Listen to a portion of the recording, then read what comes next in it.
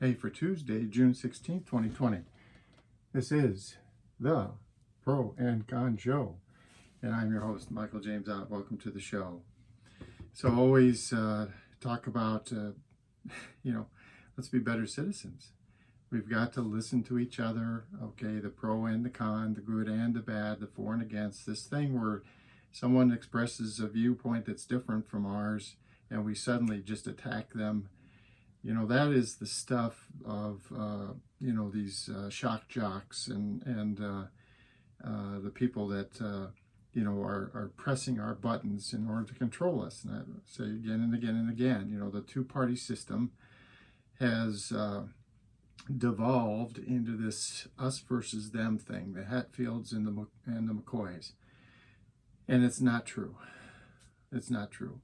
Whether we, and actually the parties are killing us at the moment because they oversimplify these issues that you and I, if we would take some time getting some common ground, I'm sure we would resolve them to the liking or at least acceptance of everyone.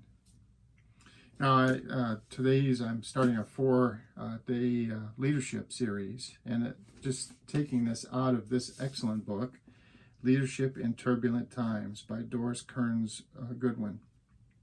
Doris Kearns Goodwin is a winner of the Pulitzer Prize for some of her other work. I don't think it was associated with this particular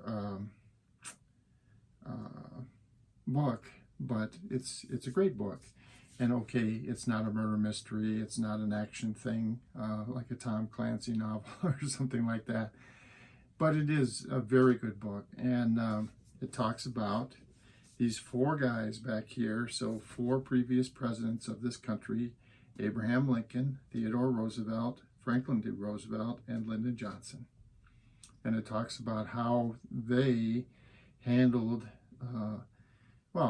it's a great read because you understand where these people came from, which is very interesting to know where they came from and kind of how they got where they are. And I can't emphasize it enough. We need to talk to each other. How did you get where you are? This is important information. Because if you share this is how I got to this place where I'm at, this is how I got to this understanding, and I share my views and how I got to where I am on the particular issue, then we've automatically done a tremendous amount in establishing that baseline, establishing that common ground, the same sheet of music, the same playing field, all those metaphors. And I guarantee you, we are not as far apart as people would have you believe, as the screamers on cable news or radio or whatever would have you believe. We are not that far apart. We are allowing them to tell us that we're that far apart. That's what's wrong.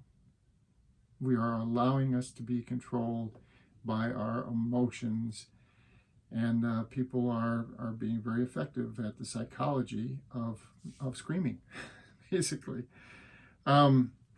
So the 4 things I just was going to hit on in this book. So again, there's the encapsulation of these the lives of these folks and how they ended up coming to the presidency.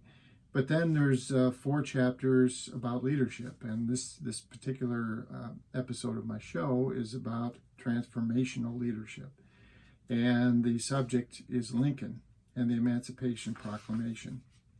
So there's just and I'm no way am I going to read all this or anything, but there's some key titles to different areas of this. So key leadership techniques is what I would call them. And so you're going to see a list of things that Lincoln did. I'm going to just kind of walk you through them. And you're, interestingly enough, not going to see or hear anything in that list that remotely involves something that Mr. Trump has done during his presidency. He's been devoid of these features or these techniques. So the first one in this chapter: acknowledge when failed policies demand a change in direction. Never hear that from Mr. Trump. Gather firsthand information, ask questions. Never hear that from Mr. Trump. Find time and space in which to think. He might do that. He sits around Mar-a-Lago and golf courses and stuff, but he's watching a lot of television as far as I can tell. Exhaust all possibility of compromise before imposing unilateral executive power. Forget that. Okay, he never does that. Anticipate contending viewpoints. He doesn't care. Assume full responsibility for a pivotal decision. Assume responsibility?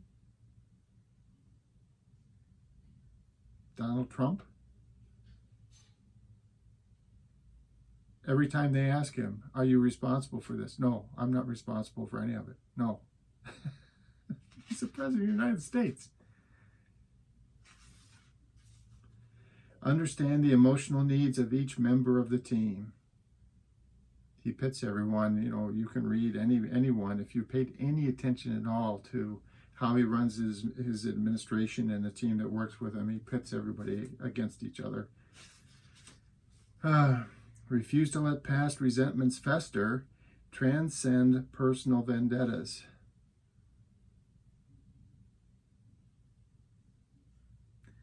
Set a standard of mutual respect and dignity. Control anger.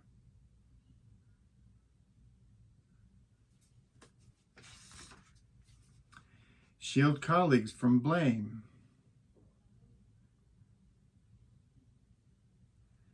Maintain perspective in the face of both accolades and abuse.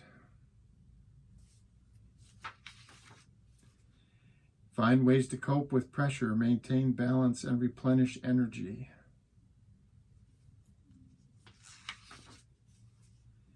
Keep your word.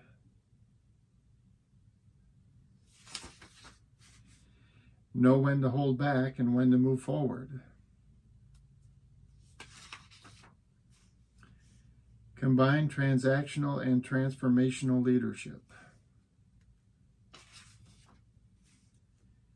Be accessible, easy to approach.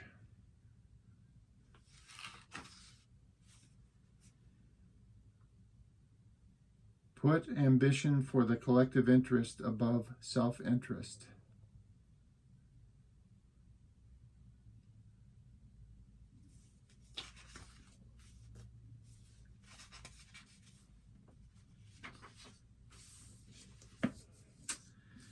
So what was that? Maybe 15 points? 18, 15?